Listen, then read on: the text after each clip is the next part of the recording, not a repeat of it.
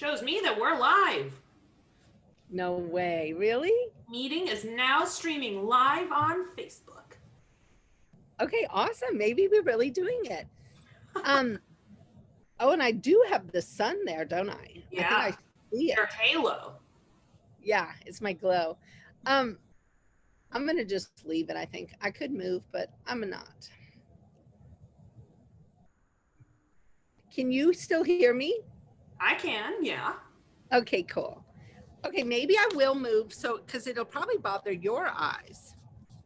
Well, I just won't be able to see yours very well. Okay, I'll move for us. Oh, I mean, that forest looks amazing. I know, it's lovely. There was a deer out this morning. He was so busy. Okay. Hey, is that better? Yeah, I think so.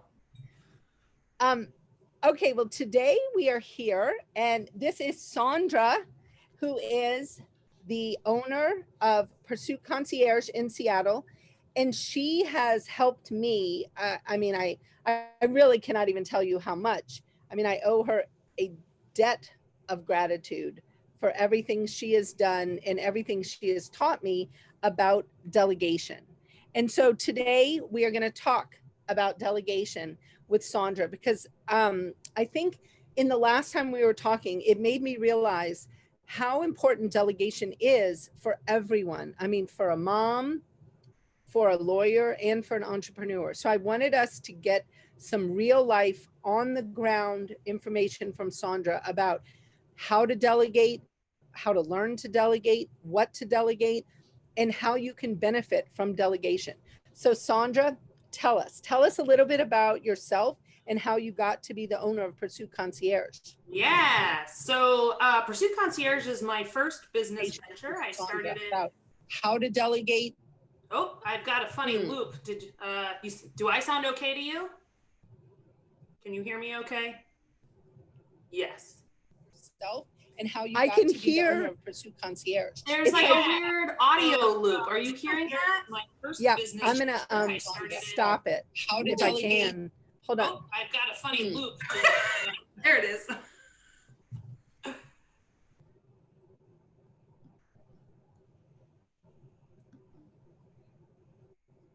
You let me know when you're ready for me.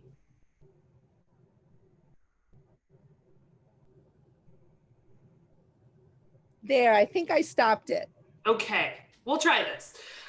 So yeah, Pursuit Concierge was founded in the spring of 2014 when I was at the ripe age of, well, I'm trying to remember now, 24, 25, young.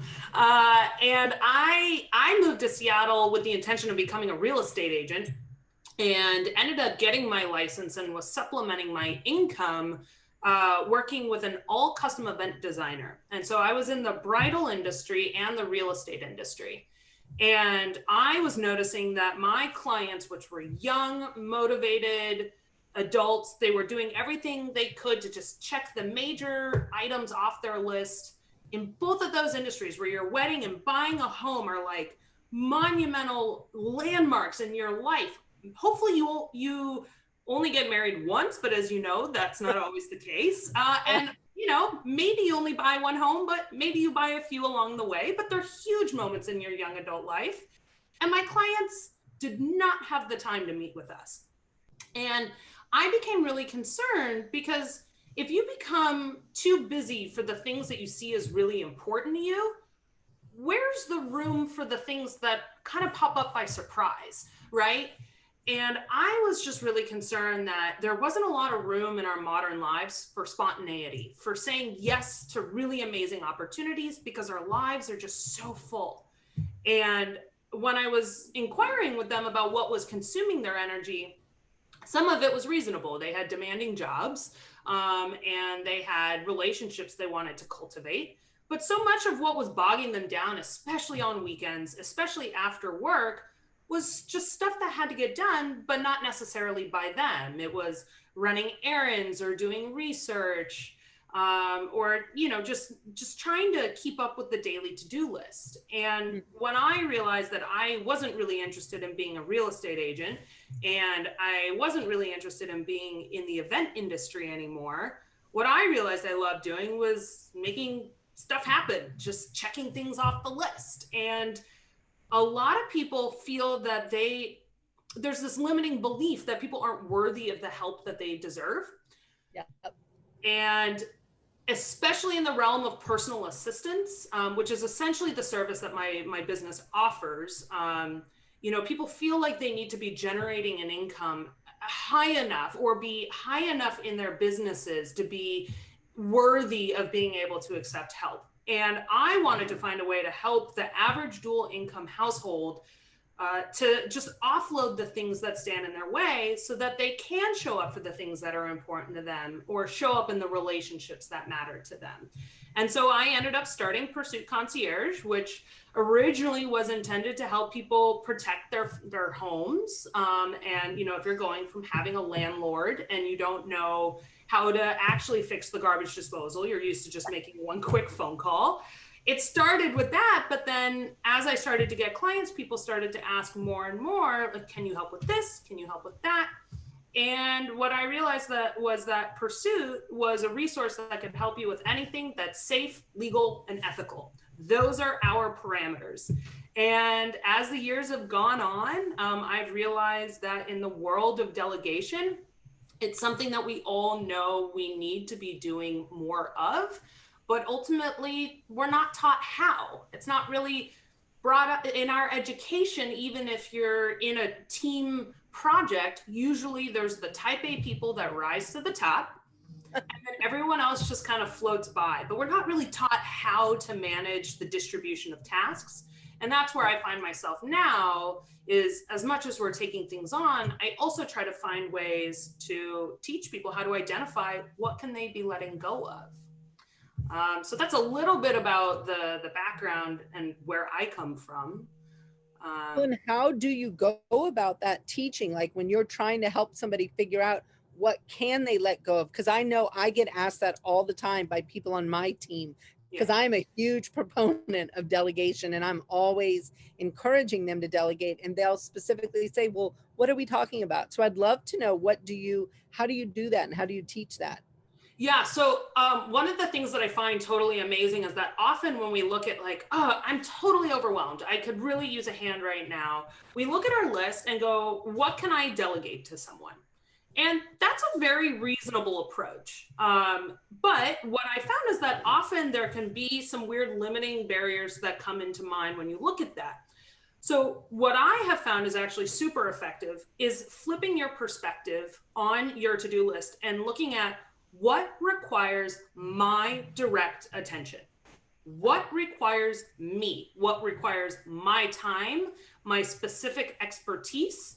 What brings me joy? And really being specific about the things that need you and no one else. And so if you go through your list and mark what requires me, everything else that's left unmarked technically is something that someone else can be doing for you. Right.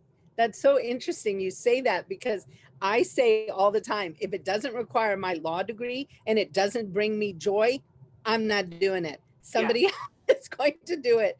And I try to help my lawyers think like that. Like if your law degree is not critical to this task, don't do it. I mean, somebody else needs to be doing it. Totally. And so I think that's such a smart idea, though, to flip that, because I think you're so right about limiting beliefs. And when you mention worthiness of delegating, I think that is the linchpin of this whole thing. Because I know as a mom, when I, had young children at home, and there was times I was working, then there was times I was staying at home not working, I felt so guilty delegating anything, because I would say to myself, well, you're not bringing in a certain level of income, so why do you think you deserve help? I mean, I literally would have these whole conversations in my head about, I shouldn't have help. I should be able to do it all. And it's kind of insane that we, do that, because obviously, I mean, I know as a lot of women on this who listen to this podcast are moms. I mean, raising children often is a full-time job in and of itself. I mean, let's be serious. Yeah. It is very demanding. And you add on a lawyer on top of that, you're trying to practice law. That is a very demanding profession. And then also in this group are entrepreneurs. So they're owning their own law firms. Most of us don't know anything about running a business. So we're learning how to be a business person, practicing law, and trying not to kill our children all in the process. And we think we can't delegate. Right. And I have found your business to personally, I mean, you have opened up the world to me. I mean, and I know, like I tell people all the time, I mean, you poor thing, you get like tagged all over Facebook because I'm like, well, Sondra did that. Sondra. And people are like, oh my gosh, of course she did. It's great. I mean, it's when I think back on like, why do women have this specific barrier of guilt? I really think it goes back before most of us were born. And I think it really goes back to what happened in the 1940s during the Second World War, when women were called into the workforce to, it was an act of patriotism. And it was an incredible opportunity for women to start finding their own financial prosperity and independence. And it was what our country needed to come together. But then once the war was over, some women were stuffed back into their homes. Some wanted to be there, and some very much missed being able to go to work. But in that period after the 40s, what we started to see was that women were still left with the responsibility of being an incredible mother and being a breadwinner for the family. And the story has been told all along that women should be able to just do all these things. And what's happened alongside that, especially with modern technologies, is we've actually seen our communities start to wither away a little bit. And as much as I'm grateful for the business opportunity that my industry is growing, I really do see it as a symptom of dying communities. I think that women find themselves increasingly isolated in all of their responsibilities because we don't just have the structure of our neighborhoods and our communities to help carry the weight. And as animals, we have evolved to require on the interconnectedness of other players in our community. And now with smartphones in our pockets, even if we try to take a moment to step away from work, it's really challenging to set those boundaries of saying, no, I'm mom now. I'm not CEO, right? Like I have to allocate this time for all of these different aspects of my life. And so, yeah, as happy as I am that my business is growing, that my industry becomes more and more known, I actually see delegation as a way to rebuild our communities. I see it as a way for us to come together because the reality is so many of us feel isolated in our challenges and in our overwhelm, but we're all kind of floating around with that same feeling of isolation, that if we can learn how to communicate better of like, hey, I'm feeling like I'm carrying too much. I really want to share this workload with you. We know that working together collaboratively on things brings us joy, brings us fulfillment, and it brings us together. There's nothing, having a win on your own is awesome, but we all know it feels so much better when it's done with other people. Absolutely. And so that's where I see delegation coming in, as rebuilding communities by saying, hey, I know that this is not my strength, but this is something that sets your soul on fire. Let me bring you in on this thing that actually feels like a burden for me so that you can feel purposeful in this work while also benefiting me, which when my energy is freed up, I now get to go and turn to support this person over here. Exactly. And it's this web of delegation that we need to rebuild. I could not agree with you more. I mean, I think it is so true. And I know we see it in our own office where when I started using your services and delegating, I mean, I very much had to get over the idea that I was needing help with things. And I just was like, I need help. And it was interesting because I will never forget having this just aha moment one day where I was like, wait a minute. Here I am delegating all these things to Sondra. And I mean, you know, it's so vast what you have been able to do. I mean, from the mundane to just managing my dry cleaning to we're going to New Zealand in a month. Can you plan a whole trip? Because God knows I don't have time to research this. But I sat there, and one day I just was struck by the fact that my intake person in my office was a single mom. She is the one who needed it. And then was like, wait a minute, why don't I offer delegation to others? Because they need to be able to delegate in the exact same way I do. And if they can feel supported by me offering this as a service to them, to say, Sondra can help you with your tasks, then I feel like all of us can be more free to do the work that does bring us joy. And then when we are at home, we're not as guilty, because it's like, oh, well, we got all this done. And I have found that it's been, I mean, hugely beneficial to offer delegation services to my team so that they can benefit. And I'm always struggling with getting them to do more. Like, I'm like, delegate more. I literally say that. I'm like, don't forget about Sondra, because I know they all are kind of thinking that same bad mind trash, like, well, I shouldn't do this.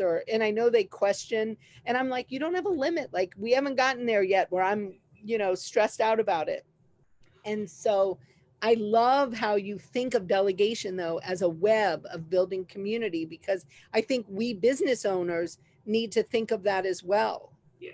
Well, and it's funny because we often do find that boundary of the cost of delegating feels like a limiting barrier, but the reality is our time is what the finite resource is. Exactly. And none of us really ever get to know how much time we have, and we're faced with that even more in the midst of a pandemic, right? But time is our most valuable and most limited resource. But for some reason, we're willing to use that a little bit more willy-nilly, but be super conservative with money, when money is actually the most renewable resource, and we will never run out of it, right? And so you have to get over that hump. You also have to think about, like, what is my time worth? Right. And that is one of the reasons why working with attorneys is great for us, because attorneys know what their time is worth. Right. I can guarantee you attorneys charge way more per hour than any personal concierge will or personal assistant will.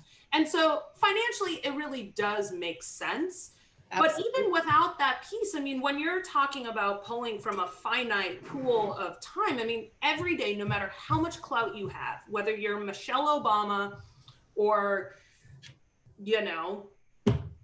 Oprah Winfrey or whoever else, like, these women have as much time as we do every single day. But the reason they're able to accomplish so much is because they're leveraging the time and the skill sets of all the people that run behind them. Yep. And I wish that there was more visibility on how much people really do delegate. Yes. Because we tend to still keep it a little bit secret. And it's actually something, like, we have a confidentiality agreement for our clients that we will not disclose who our members are unless we're booking something on their behalf.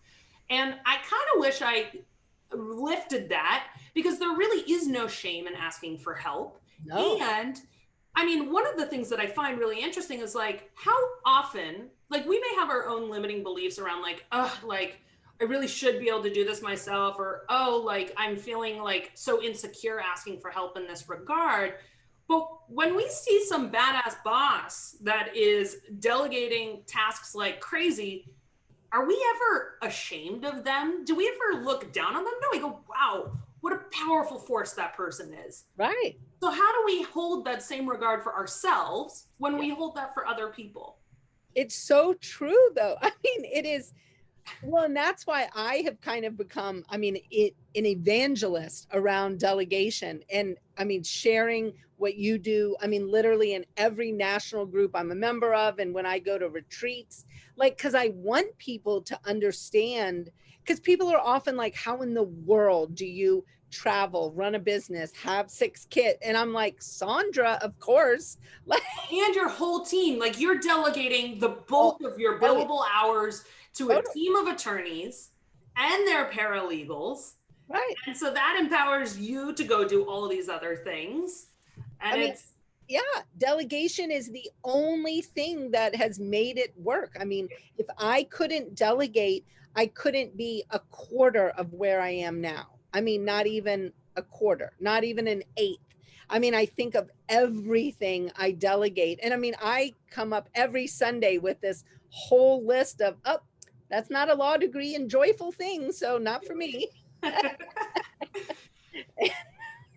Yeah, I really do appreciate how much you've helped get the word out about Pursuit. And it's an utter pleasure for us to be able to support you and your whole team. And I mean, it feels really great for us to be able to support people that we know are making such a positive impact in the lives of the people that you guys touch. And that's where, it really does come back to it. There's altruism woven into delegation. Right. Where it starts to break down, where it stops being altruistic, is when you are being demanding of people that aren't able to actually offer the support that you need. And so when you are delegating, you do need to make sure that you're asking the right people for help, right? Right. And what's really interesting is that in our culture, we have a tendency to overextend ourselves, and people take on more than they can chew, which has broken down the trust for when people have asked for help. I come across people all the time that say, well, I would ask for help, but I don't want to be a burden to another person. And I don't want to feel like I'm dumping my stuff on them because I see how busy they already are. So what we really need to do culturally is heal around that communication. And so that if we ask for help from someone, that we're not demanding that help, that we're actually asking for consent to delegate to them. And we need to trust that that person will feel empowered to be like, I would love to help you, but unfortunately right now I'm at capacity. And I want to just asterisk, capacity does not have to mean you're totally, totally full. It is okay to keep your capacity level below the full line, right? You need room to wiggle. Well, and I mean, you have taught me so much in this regard. I mean, my whole team knows we are closed every year for 2 weeks at Christmas and a week at 4th of July, and it is all because of you. And the fact that you set that example, and obviously now with our team growing to the degree it has, I mean, this has become a much more expensive thing that I do, by closing it. I mean, it used to just be like 3 of us, 4 of us. Now it's 23 of us. And I'm like, whoa, that's pretty big. But I also know that I've just built it into my budget and I've built it into our model so that it's there. And I find that it allows us to keep that capacity where we can say, no, we're off for these 2 weeks, and drawing those boundaries. And I love watching you draw boundaries with me. Like if sometimes you're like, I'm sorry, Elise, I won't be able to do this. And I'm like, oh, I love that. And so we know, just like, that's so awesome. I mean, I think as a young person, because I consider you a young person, you have managed to learn and exercise some real wisdom in life. And where did you get that? Spirits? I'm not exactly sure. I had one of those childhoods where I had adults telling me that they thought that I was more mature than most of my peers. And so I've always waited for that to catch up, but I do, it is interesting because when I started Pursuit, I actually thought I was going to be marketing to millennials. I thought I was going to be marketing to people my age. But what I found is actually my generation is still too young to appreciate the work that we offer, support that we offer. What I find is it's something happens when you're in your probably mid 30s and possibly pushing into 40s, where when you're young, and this is the experience that I'm having now because I'm 32, there's when you're in your 20s and your early 30s and your life is relatively simple, you really can manage everything. And maybe you have some weeks where you're starting to approach some burnout, but you've got the energy, you've got, you're not burnt out yet. But something starts to happen when you're in your 30s and your 40s where you go, you know what I'm doing right now is unsustainable. Right. And if I keep operating in this way, I'm gonna burn out, or I'm gonna have to keep missing out on really meaningful opportunities, whether that's taking a trip to some cool place or having a side venture, whatever, however those opportunities show up. When you are at full capacity, and you are at full, then you're going to have to say no to things. And so I see that something happens when people start to enter into their mid life where they go, well, I need to change something about the way that I'm operating. And one of the things that you can do is start to just offload tasks. And that's where we love to come in, to just do the boring stuff. Often some of it is stupid simple, and it's like booking appointments or gathering information about something so that you can make an educated decision about which contractor to use or whatever. Who wants to be calling the electrician on their lunch break when they're trying to just enjoy their lunch, right? Yeah. So we do see that happens. I also am a really big advocate for seeing what on your to-do list can you just like delete. Like, what can, like, if you just never did that thing, would it actually matter? Right. And like, that is the first step, is to look at that list and just like get rid of anything that doesn't actually matter, right? Yeah.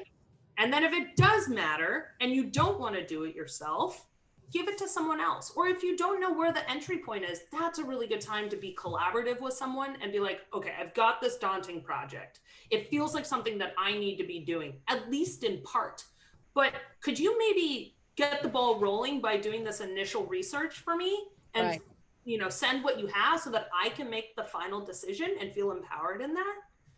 Oh, I mean, I feel like if I could have people live on my shoulder just for a month with how and watch what you're able to accomplish in things, when I just have random ideas and I'm like, I want to investigate, let's buy this gift for clients. And you know how that is. It's all these different little things, getting samples and going to all the different companies. I don't have time for that, but I really want to get the information, and then I might hold it for a while and I might not act on it, but I have the information, and then I can be thinking, okay, yeah, let's go back to this project or that. I mean, you were able to start the ball rolling on so many things, which I think from an entrepreneur standpoint is huge, because I think so many of us entrepreneurs are quick starts, and we are always have these ideas literally popping out. I know I do. I mean, I wake up, you get all my crazy emails in the middle of the night where I wake up with all these random ideas. I'm like, oh, let's do this.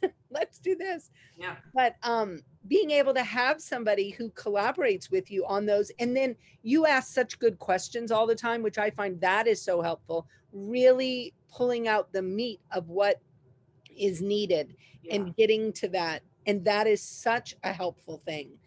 I mean, it is, I can't even imagine my life without you all. That was one of Doug and I's biggest struggles when we were moving out here to the Hood Canal. I was like, I wonder what we're going to do about Sondra.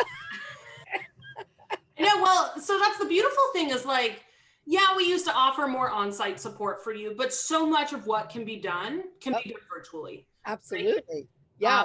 It's really, it's amazing how much can be done just by shooting off a text message, right? And just be like, here's an idea. What are my options? And I really do commend you for, I think of you as a very strong delegator, and I would be curious to hear where you learned how to do that, or like what for you, like what were those initial challenges? I mean, have you ever dealt with the challenge of feeling like people weren't going to be able to do things as well as you? Like, I'm curious to hear for you what hurdles you had to get over. Oh, I think that was a huge hurdle, was feeling like, I have the information in my head. And I think the other thing for me is I tend to be, apparently, I mean, I don't know, people tell me this, and Doug tells me, so I trust Doug implicitly. He's like, you work at a warp speed. He's like, most people don't work at the speed you do. And so that's always been a struggle for me, because I would give something and it seemed like it took so much longer than if I would just do it. And so, and one thing, I mean, with you and your team in particular, I mean, you all have been, I mean, Johnny on the spot.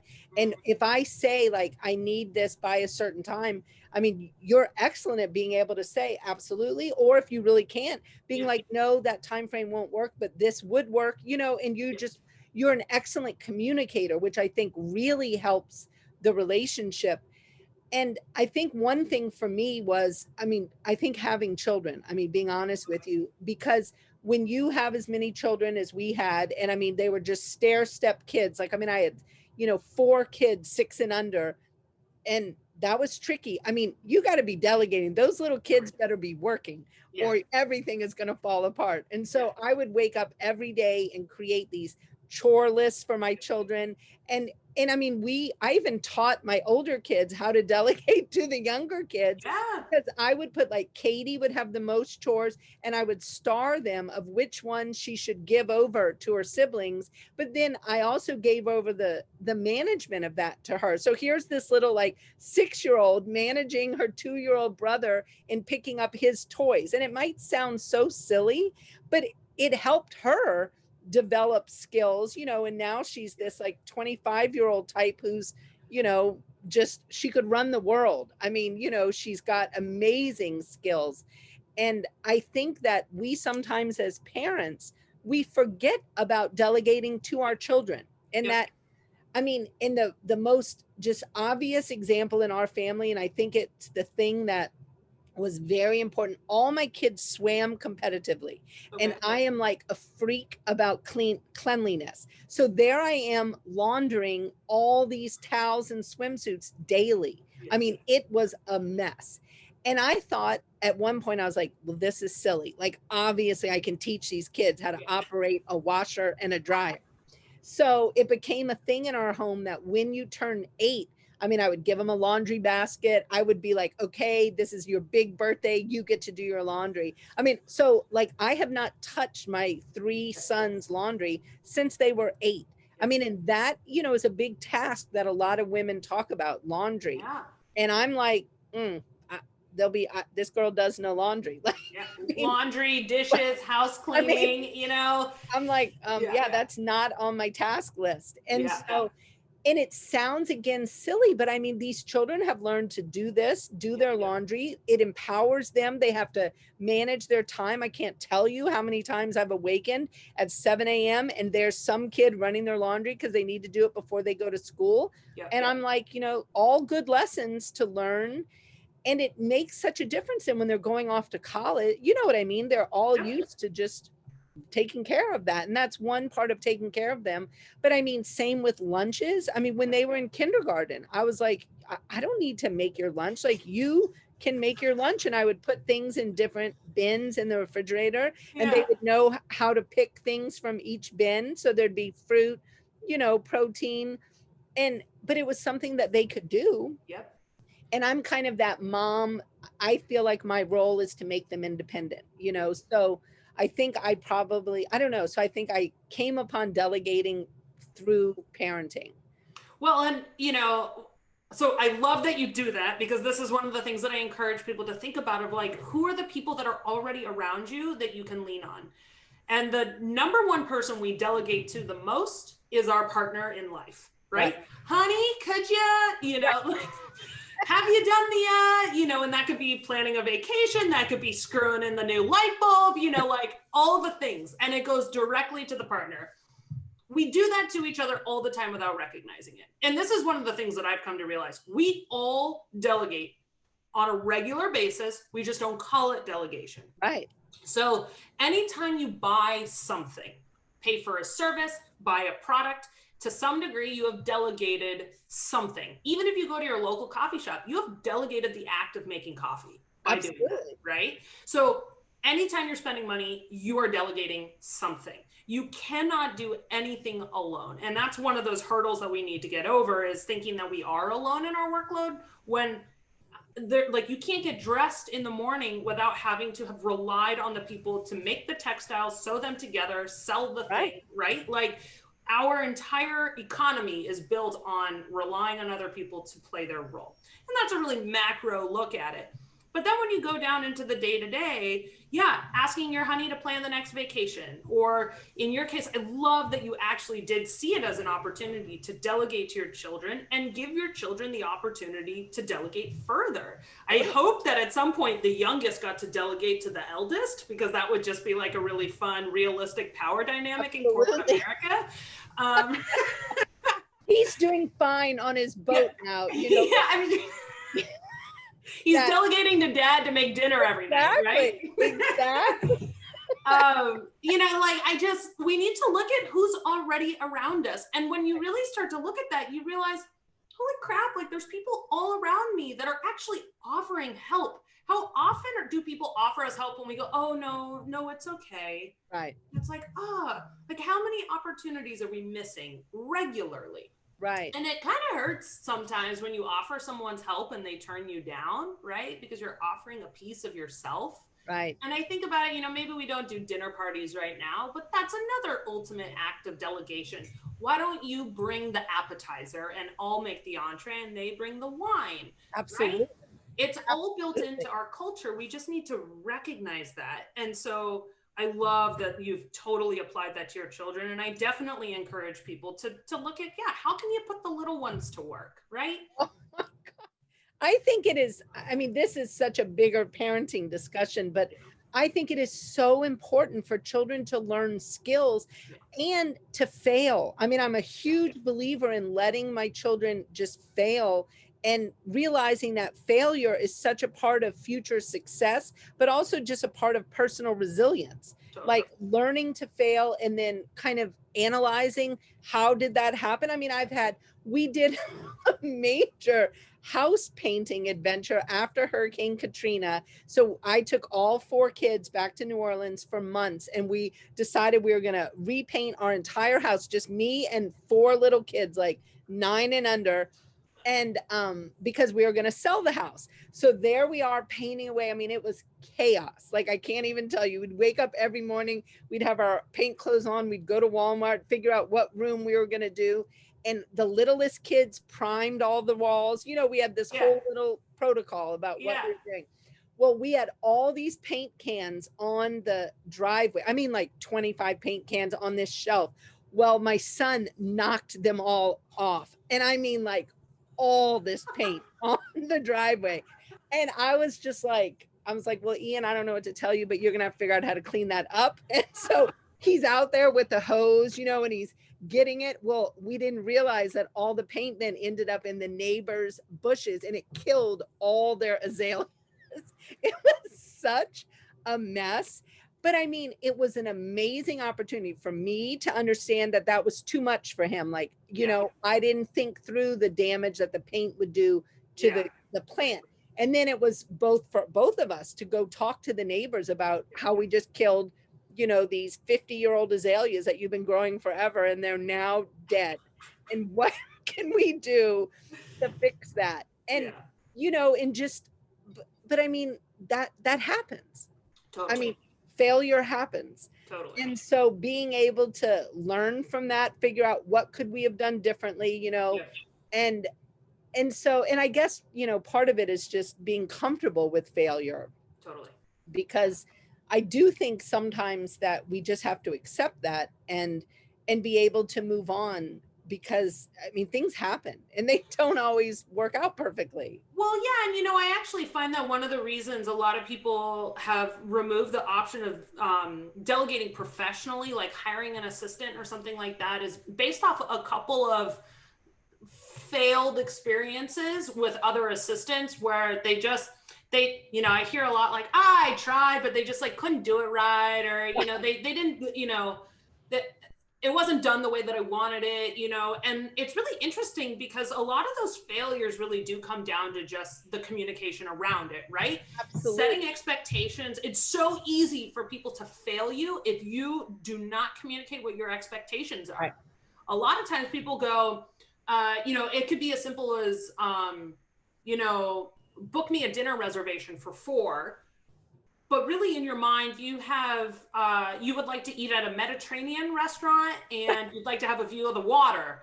Right. And to you, that seems obvious, but you haven't expressed that. And so you get a restaurant at a dim sum place. Right. And you're like, that is not what I want. You failed me, right? And so it's really interesting because it takes delegation, it takes practice, because you have to learn to first notice what are the thoughts that are coming up. Like, Yes. what do you actually want from this? Okay, now let me verbalize the what, why, when, and how. Right. And I would say that the how is often the least relevant. And I think that that's Right. actually where people get the most tangled up and think that it's going to take forever to delegate, because they think that they need to like really explain exactly how something should be done. When Right. really, if you're delegating to the right person and you're making it clear what you need, by when, and perhaps why, leave the how to that other person Exactly. to figure out. Exactly.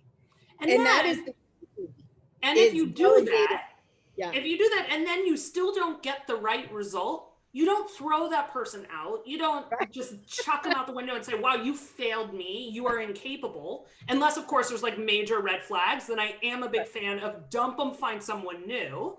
But if it's a reasonable kind of misunderstanding, figure out what happened. Right. Where was the expectation not totally communicated? And then how do you refine it from there?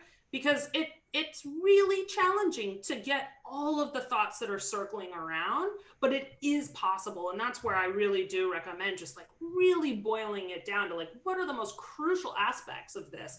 And so if you had said to your son, I need you to clean this up, but without killing the neighbor's flowers, he might've been like, okay, exactly. What do I need to do? Right, exactly. Yeah. Well, and it's interesting because that's been one of my things I'm working on with my team is how can I delegate in a way? Because sometimes I want to be more specific, and other times I want to empower them to take initiative. Yep. And so we have a motto, I guess a motto is what you call it in our office, where I sometimes will tell them, this is an empowerment delegation. And I'm like, if you do it with integrity, compassion, and excellence, you cannot go that wrong. Like it's going to be okay. Yeah. And if you're not operating in those three things, then maybe we are going to have a problem. But if you are operating truly from a place of integrity, compassion, and excellence, we'll deal with any problems later. And I will be 100% happy with whatever you've done. Like, even if it's not as I envisioned, because I want to encourage more, where people can take initiative. Then in other areas, we do the who's going to do what by when, and we have this whole little thing where it's more specific, where it's like, I need you to complete this task by this time. And I often throw in a why, just because I feel like it helps people understand the basis of what they're doing. Yeah. But I think those things are critical in delegating and finding the right person. I mean, are there companies like yours all around the country? Like, do y'all have an association? There are versions of what we do. And a lot of times you might hear it more as like a VA, a virtual assistant. And I think that that's what's hard about my industry, is that it's relatively new. So the concept of having some kind of concierge or assistant is actually a little bit old. But the modern version is very new, and it's really only since the 1990s that we've really started to see the personal concierge. And and now in our freelance economy, we're seeing more and more virtual assistants. So there are some. I'm part of the Seattle Concierge Guild, but those are actually more hotel concierge. I'm the only personal concierge, and in Seattle, there are a few services that are similar to mine. I would say that one of the largest in the area, she and I actually have they're called Pepper's Personal Assistants. And we're actually very complementary services, because her company offers more of the in-home help. Folding the laundry, doing meal prep, overseeing contractors, and I don't know if she would not like me saying this, but in my mind, I kind of think of it as more like a butler service, you know?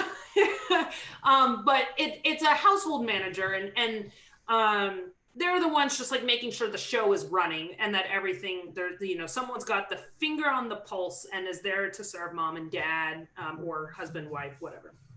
I shouldn't even say that. That is too binary. You know what I mean. I know what you mean. Partner one and partner two. And so my industry is growing, but you're seeing it more in the format of a virtual assistant. And with virtual assistants, you are actually shopping on an international scale. Because it's virtual, you can hire people from anywhere. And that's where people start to really price compare and go, well, why would I pay this premium cost of someone in Seattle when I could maybe find someone in the Philippines to do this for a quarter of the price? And so where you have to be really careful with that is you want to think about the ethics around it and making sure that, just because someone is charging significantly less over there, you want to make sure that they're still being paid what they're worth. Absolutely. And Yep. in our case, our value of being here in Seattle, although we have had clients all over the world, most of our clients are based here in Seattle because we've been able to establish relationships with local vendors and we really know the area. And so for our Seattle-based members, knowing that we understand Seattle culture and Seattle nuances, and we can tell the difference between Marysville and Puyallup, like it's helpful to have someone here. But I see my industry growing similar to to what's happened with the house cleaning industry, where it used to be that you had to be so wealthy. If you wanted someone to clean your home, you had to be so wealthy to have a live-in maid. You even had like servants' quarters, right? Right. But then, and I should look into this, but I'm going to guess somewhere in the early-ish 1900s, probably right around that World War II era, some geniuses were like, why would I only clean one house when I could clean like 40, right? And then people get to sign up for as much or as little as they need, right? And the gap that my business fills, so the way that our business model works is it is a monthly membership so that you get the peace of mind in knowing that you need support or that you have support when you need it, right?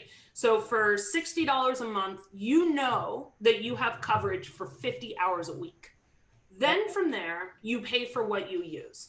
And I actually do have quite a few members that only pay for the monthly membership fee and rarely delegate anything to us because there is this massive just like relief in knowing that when it all starts to feel like too much, you know where you're going to turn.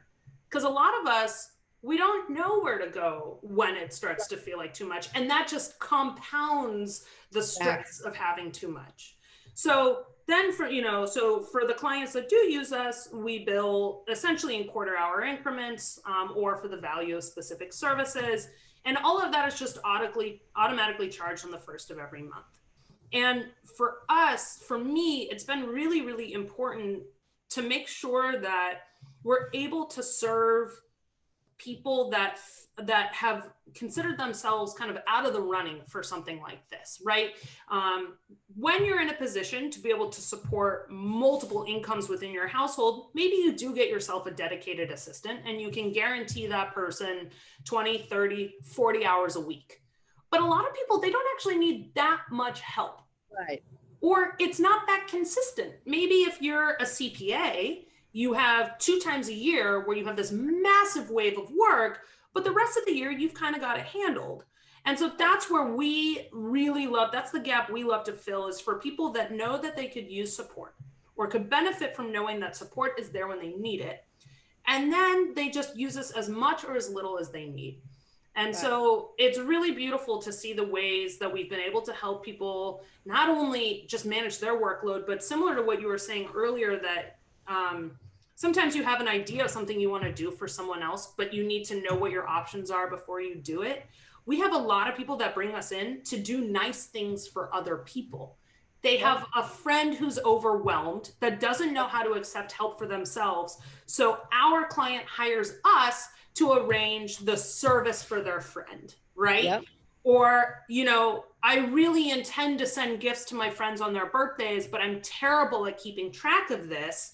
Will you help me keep track of the birthdays? Will you, a month out, send some ideas of what they might like? I'll tell you what to order, and then you can send it out with a handwritten note. Absolutely.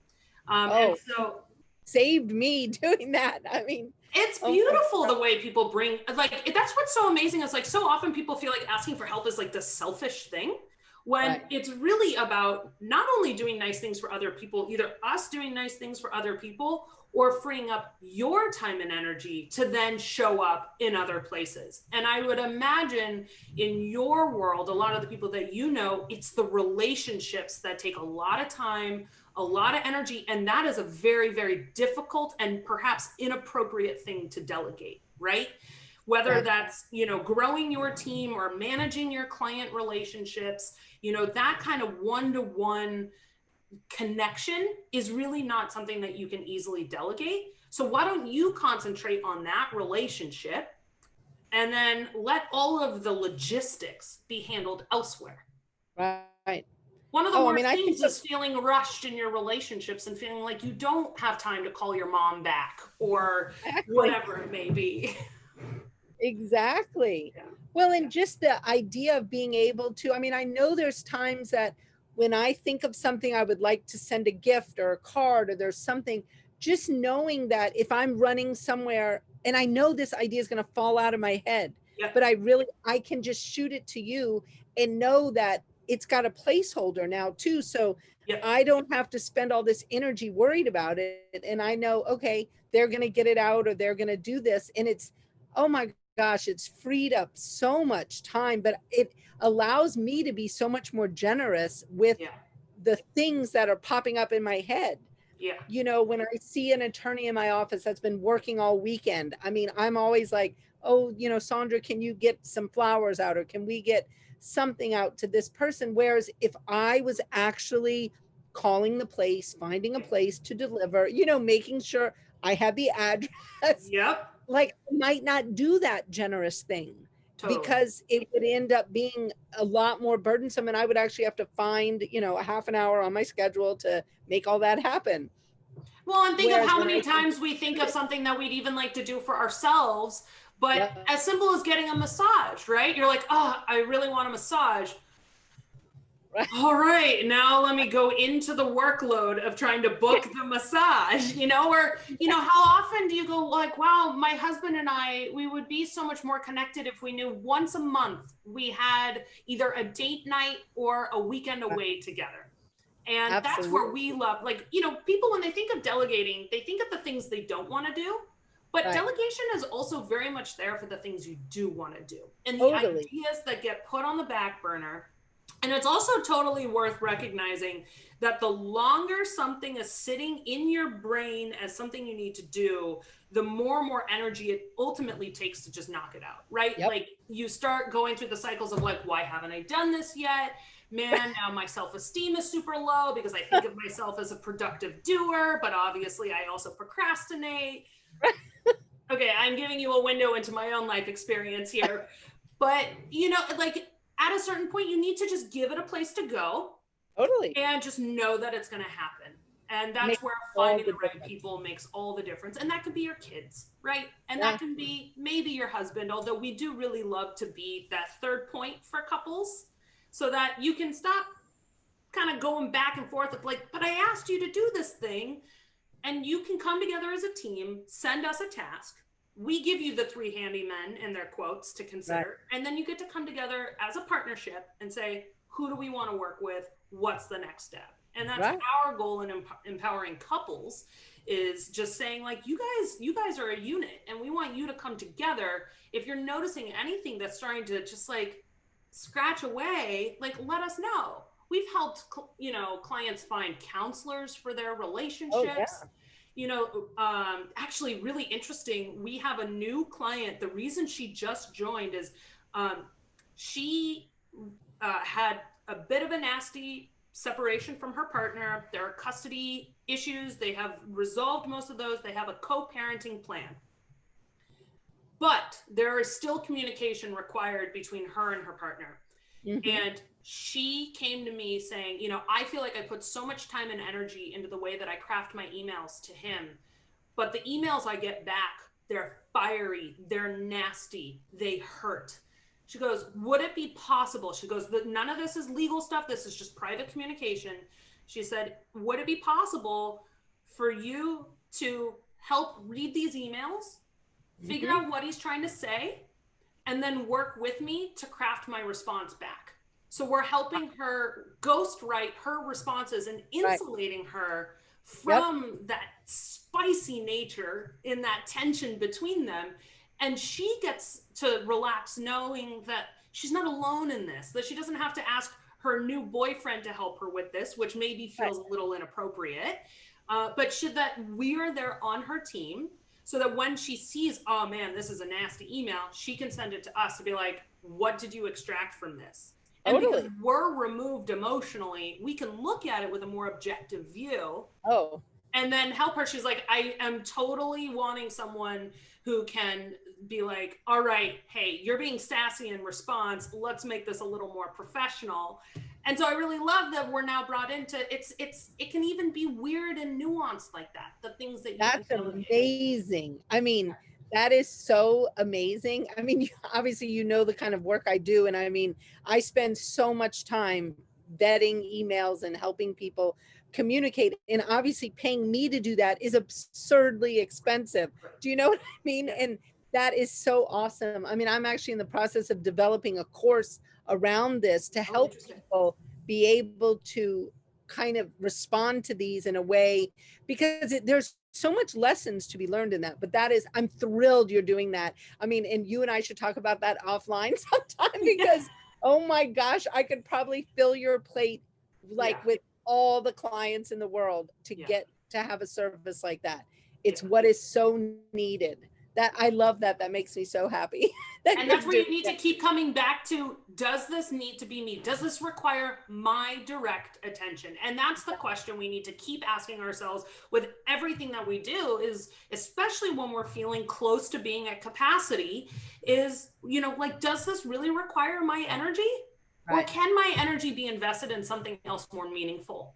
And in her case, she would rather work with her clients and be present with her children than spend hours and hours and hours worrying over an email, you know?